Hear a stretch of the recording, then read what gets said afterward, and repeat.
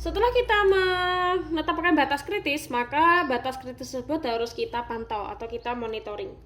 Nah, di dalam prinsip yang keempat, monitoring ini, maka yang harus kalian jawab adalah 5 hal ya. Apa yang dimonitor, bagaimana cara memonitor, di mana lokasi monitoringnya, dan siapa yang bertugas untuk memonitor, dan yang terakhir kapan dilakukan monitoring.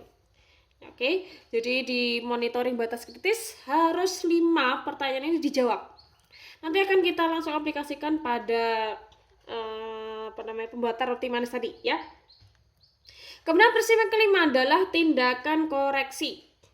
Tindakan koreksi ini adalah ketika batas kritis itu terjadi penyimpangan, maka tindakan koreksinya bagaimana gitu ya.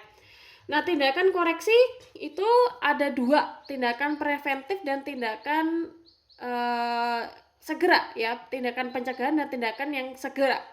Nanti akan kita bahas langsung ke aplikasi biar kalian lebih memahami bagaimana arti dari tindakan koreksi. Kemudian prinsip kedua adalah verifikasi. Jadi verifikasi ini adalah untuk mengetahui bahwasanya adanya kesesuaian antara pelaksanaan di lapang dengan dari rencana HACCP itu sendiri. Jadi nanti kita akan cek atau kita evaluasi apakah antara pelaksanaan di lapang itu sama dengan rencana HACCP yang sudah dibuat. Dan yang terakhir adalah dokumentasi. Prinsip itu adalah dokumentasi.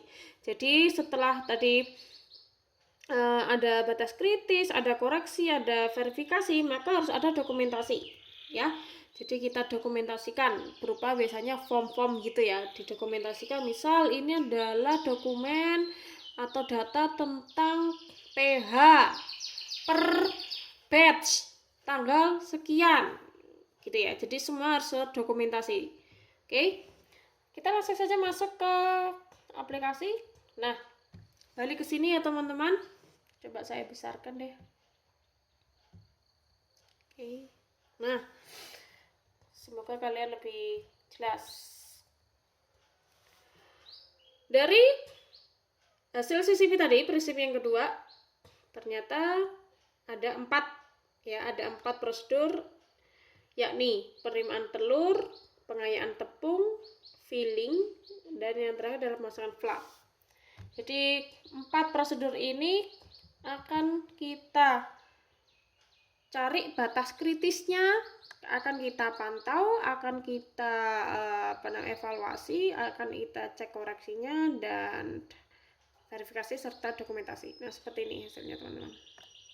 Dapat ya, penerimaan telur, pengayakan, filling, dan pemasangan flap. Saya beri contoh ya penerimaan telur tadi.